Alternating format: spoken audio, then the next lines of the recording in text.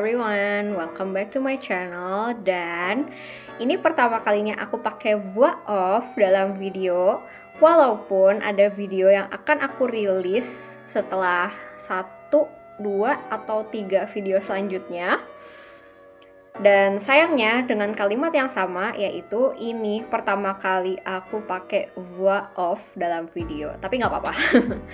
Sebelum videonya dimulai, aku cuman mau nyampein kalau rencanaku semula mau bikin video tentang suasana kampusku di era new normal atau era pandemi, karena memang pandemi masih berlangsung meskipun grafik sempat landai sebelumnya, tapi ya udahlah ya. Tapi karena waktu itu minggu pertama aku selalu duduk di depan dosen, terus awkward aja kalau bikin video yang rencananya mau aku share di YouTube. Selain itu karena hak foto dan video yang khawatirnya aku bakalan kena denda, karena itu menyangkut privasi orang sih ya. Dan juga aku jarang banget buka handphone yang sering aku pakai buat rekam perkuliahan dalam bentuk audio tentunya, dan tidak aku share sama sekali di media manapun. Terus aku juga mau disclaimer dulu kenapa aku bikin video ini, yaitu karena pengalaman aku di dunia administrasi ketika di Prancis. Dalam hal ini aku sebagai client atau customer ya istilahnya, sebagai demandeur juga. Dan aku gak ada maksud membeda-bedakan antara Indonesia dan Prancis, tapi buat kalian yang jadi mahasiswa-mahasiswi atau au pair di Prancis, demi kemulusan administrasi juga, dan keputusan berada di tangan kalian, oke? Nah, pertama aku mau ceritain pengalaman aku minta tolong terjemahin beberapa dokumen dari bahasa Indonesia ke bahasa Prancis di Indonesia. Sebelum kalian mendaftar kuliah, dan karena aku ini konteksnya kuliah, jadi aku gak tahu juga prosedur au pair atau ke luar negeri dengan tujuan lain. Ya intinya sebelum kalian ke luar negeri lah ya, pastikan kalian terjemahin dulu dokumen-dokumen penting seperti akte kelahiran, ijazah, dan transkrip nilai pendidikan terakhir kalian oleh penerjemah tersumpah di Indonesia. Nah, listnya ini ada kok di website Kedutaan Prancis di Indonesia. Dan by the way, maksud aku keluar negeri itu dalam artian keluar negeri yang untuk waktu yang sangat lama ya, long stay lah istilahnya. Nah, untuk sistemnya sendiri, kalian bayar dulu via transfer bank ke penerjemah sebelum terjemahan itu dikerjakan oleh beliau. Durasinya juga tergantung penerjemah sih. Aku lupa inget dulu berapa lama,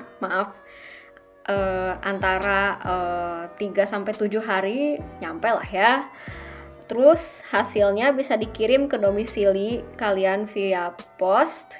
Tapi ada juga penerjemah yang hanya memberikan file dengan format PDF biar kita nggak perlu scan lagi gitu.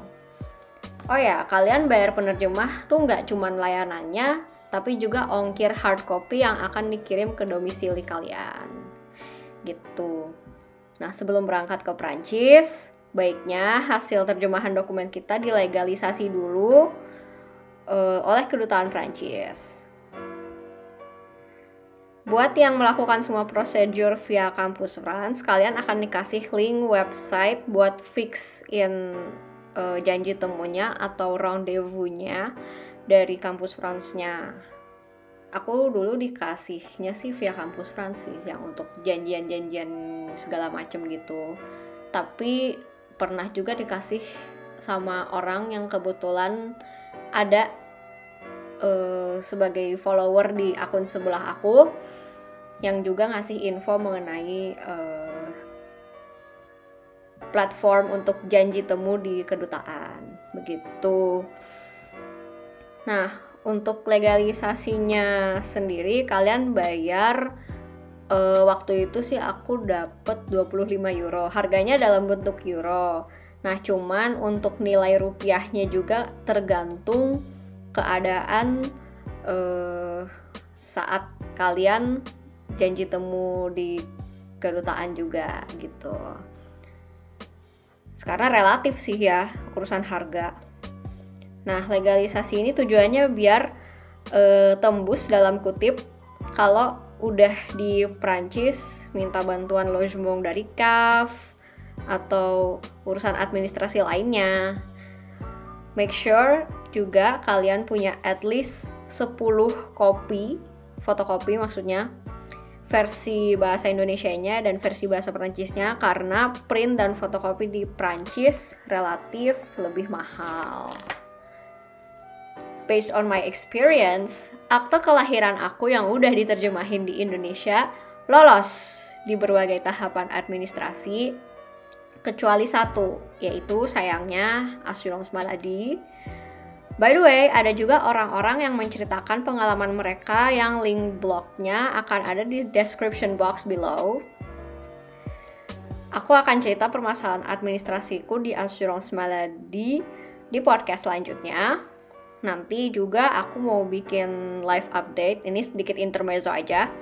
Walau saat ini aktivitas kebanyakan di kosan aja dan gak ada yang lain selain masak, nonton TV atau YouTube, nulis, junk journaling, dan minggu ini sih udah kuliah online iya, etc. dan lain-lain. Terakhir aku bikin vlog live update itu literally bulan Juni, dan insya Allah bikin lagi kalau lagi free time, oke? Nah sekarang aku mau cerita dikit lebih ke procedure dan sedikit curhat juga sih ya, karena sekali lagi ini based on my experience gitu. Singkat aja buat yang bertanya-tanya kenapa nerjemahin akte kelahiran lagi di Prancis. Well, it's a long story yang akan aku ceritain sekarang, tapi masalah BPJS di Prancis emang hal yang complicated. Bahkan ada mahasiswa atau mahasiswi asing yang akhirnya nggak menggubris lagi setelah nggak dikasih sama sekali nomor secu permanen dan kartu vital. Aku ada temen yang sudah 3 kali batal pulang ke Indonesia, aku nggak akan sebut namanya siapa, yang akhirnya dibantu oleh asisten sosial. Entah gimana aku ngejelasin asisten sosial ini, tapi kalian bisa komen di bawah definisi menurut kalian asisten sosial itu apa, agar mendapat akses kesehatan secara cuma-cuma alias gratis.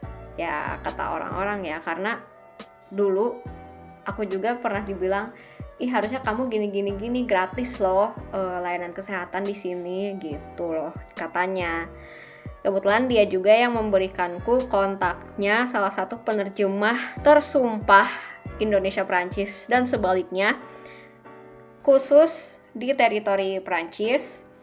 Dan aku makasih banget sama dia karena masalah tersebut udah selesai dan tinggal aku ceritain di podcast selanjutnya mengenai riwayat administrasiku di assurance maladie. Back to the topic. Sebenarnya penerjemah di Prancis itu bisa dicari di Google dengan kata kunci traducteur assermenté indonésien français, dan biasanya akan muncul salah satu atau beberapa nama penerjemah tersumpah yang terdaftar di Cour d'appel. Tapi karena aku dikasih kontak penerjemah itu sama temanku, akhirnya aku email beliau, maksudnya si penerjemah, curhat masalah yang aku alamin, tapi nggak bertele-tele. Ya maksudnya dalam artian sebenarnya hasil terjemahan yang kayak gini nggak diakui itu gimana ya, bla bla bla bla bla gitu. Aku curhat ke beliaunya ya singkat-singkat aja. Dan juga aku bertanya tentang tarif penerjemahan kalau dilayanin sama beliau dan durasi pengerjaannya. Akhirnya setelah 1 hari aku berpikir dan mempertimbangkan, aku langsung memesan layanan beliau, transfer uang, dan setelah 3 hari pengerjaan, beliau mengirimkan hasilnya via post. Ya sebenarnya sih alasan aku meminta terjemahan ulang hanya satu, yaitu menyelesaikan masalah dengan assurance maladie yang sekali lagi akan kuceritakan di podcast selanjutnya. Selain itu sih ya untuk memudahkan urusan administrasi yang lain, apalagi kalau organisasi tersebut hanya meminta terjemahan orang Prancis asli.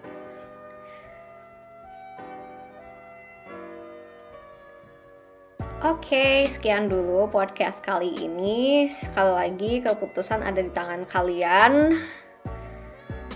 Karena dimanapun kita berada, urusan administrasi nggak akan pernah mudah. Dan sekali lagi, aku mohon maaf, aku nggak bermaksud ngebandingin penerjemah Indonesia dan penerjemah di Prancis, karena keduanya sama-sama ahli bahasa, keduanya sama-sama expert. Hanya saja entah kenapa ada beberapa organisme atau organisasi yang tidak mengakui hasil terjemahan yang dibikin di tempat asing, yaitu aku sendiri di Indonesia. Entah kenapa, ya sudahlah ya. Okay, don't forget to like, comment, and subscribe, and I'll see you guys on my next video. Ciao ciao!